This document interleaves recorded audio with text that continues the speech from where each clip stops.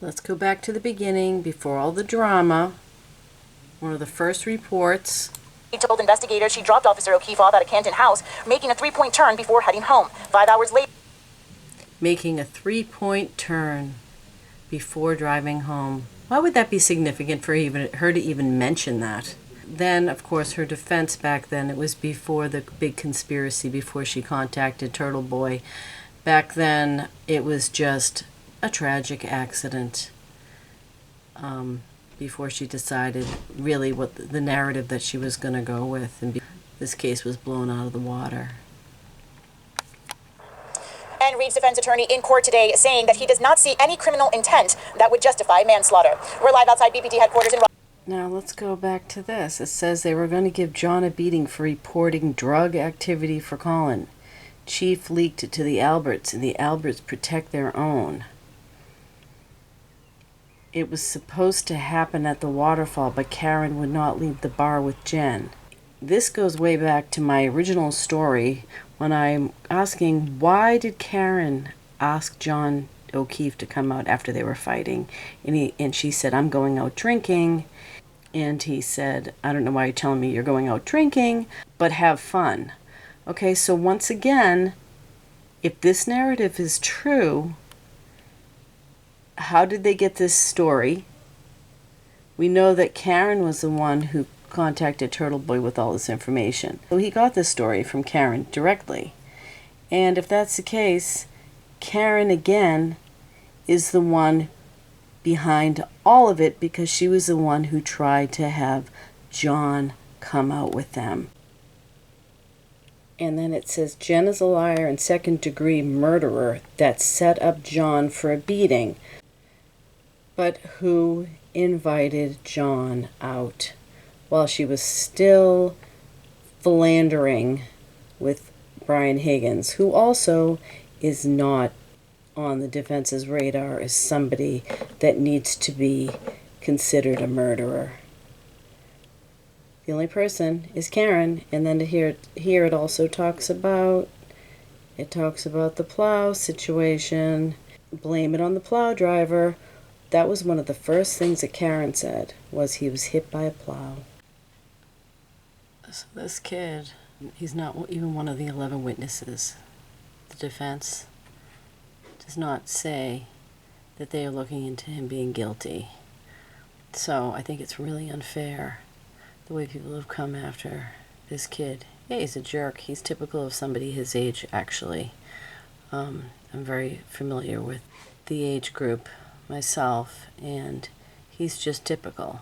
But I think it's really unfair that people keep on coming after him. And I also think it's really weird that Karen went after him and his father as the main targets of killing John.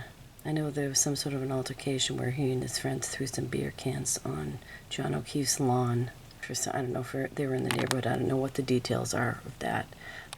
The fact that Karen would say he is one of the people that probably killed John, even though it was proven that he wasn't there at the same time, is pretty ridiculous. Yeah, and I think it's very unfair. Let's follow the science, folks. Bruises usually fade away 2 weeks. Okay? So we're talking about bruises here. 2 weeks in a healthy person. Colin's a very healthy person. He works out.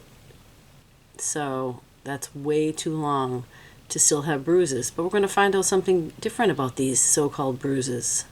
These are open cuts. These are not bruises from punching somebody. These are absolutely open cuts from slamming down on concrete. So, just like he said, this is a month later, more than a month later. These are still red and raw. So, when I hear people talking about these injuries and how they're probably still remnants of bruising, these are open wounds. You can still see pus and scabs trying to form. He was never a suspect. Defense never made Mr. Higgins a suspect. And then about Colin Albert, He went to his friend's house, and then he got to the house at 10:30 or 11. Now that was before supposedly John McCabe or Karen would have been at the house. They were still at the waterfall till much later. He told his uncle Brian Albert and Aunt Nicole that he was going to go home. His mother wanted him home. Love you guys. Bye. And then he had Allison McCabe come and pick him up. Initially, your arrest was on probable cause out of the district court, okay? So the charges that you were arrested on initially were out of district court, out of Stoughton District. That's where the arraignment was. It was district level charges. Today, grand jury indicted you on these charges, which is second-degree murder, vehicular homicide, and leaving the scene of a death. Okay? So those are the charges that grand jury indicted you on. So now you're being charged and will be arraigned in Superior Court, Norfolk County Superior Court in death. Okay? So bail doesn't apply anymore? Typically, I'm not, so we don't set a bail. But typically, once murder comes into play, people are going to get bailed out. So it's not manslaughter anymore, is that the difference? That's correct. It's a high.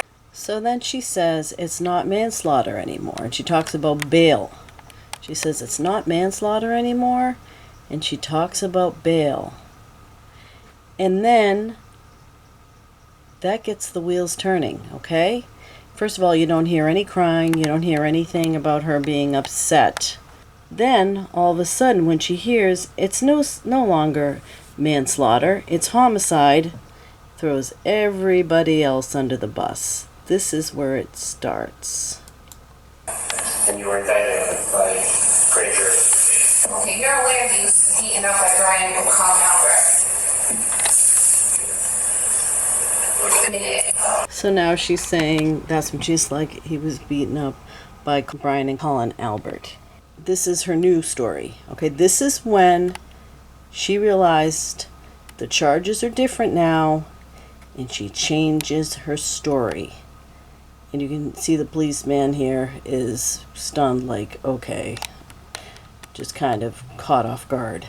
This is the first time she brings up this new narrative. What they're saying right here is that the defense lawyers violated the lawyer rules of professional conduct. And so here is what they should have been allowed to talk about. Permissible subjects include counsel's performance during the trial, extraneous influence on the jury's deliberation. That means if there was some outside influence trying to persuade them one way or the other. This is Lawyer Lee. She has a great channel. So she talks about outside influences. Do you think there were any outside influences when the jury arrived every day? Let's take a look. Women start deliberating Reed's fate. Search continues now. The judge first declared that mistrial. There were cheers, there was high five. Wasn't. After the judge read those Tui Rodriguez instructions, were unsurprised by that, but many were shocked at the speed. Concerning the tail light, also I want to... They didn't really show this much. This is in the back of the car. You can also see some small dents. And this right here, this small dent right here with the crack, if you can see it, right here. I think that is where the bridge of John's nose slammed into the car as he fell sideways. These marks could have been with his fingernails slamming down onto the car, and then the rest of his arm slamming into the tail light. It measures out to be about right. And it is heartbreaking for us to suddenly be talking about him in the past tense. No criminal intent that would indicate manslaughter. Okay? Totally different story. Anyway, so the situation will continue. They'll still have people believing that Karen is innocent. O'Keefe at an after party, but never saw him walk inside. You can be convicted of manslaughter for acting so recklessly that you cause the death of another. So, and then here, she never saw him go inside. Oh, wait a minute. I thought she did see him go inside. It just keeps changing. Anyway, that's it. Another low budget rant on a low budget camera in a warped reality. Thanks for watching.